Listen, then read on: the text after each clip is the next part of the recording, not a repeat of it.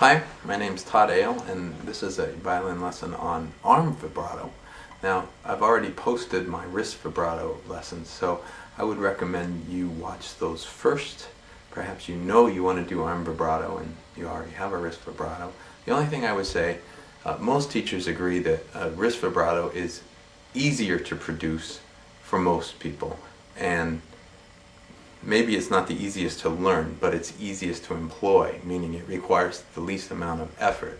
In fact, one of my great violin teachers, who was a concertmaster at one of the major symphonies, told me that he was convinced that anyone that only did arm vibrato through their whole career would end up with tendinitis or some kind of violin playing injury. So I want to use that as an aside, or at least state that you should try and learn both. However, for color purposes, you would like to have more than just one sound, right?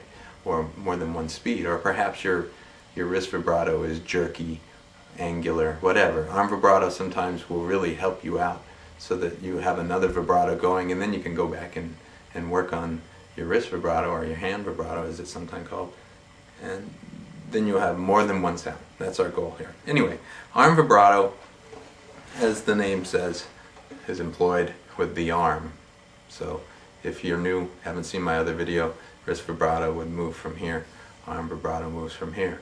Now if this is moving, something at the other end has to give as well, and that's the fingertip. And I talked in the other video about flexibility in the first knuckle.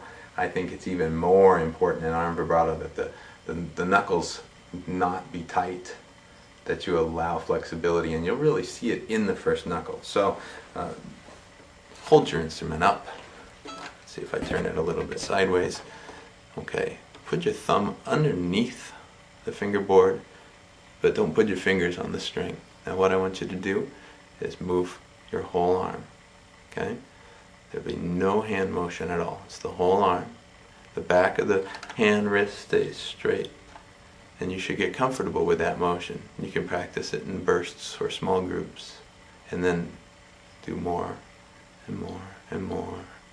Okay, now take your second finger, and I want you to touch second string, A string, but don't push it down. You're going to slide it about an inch in motion, back and forth.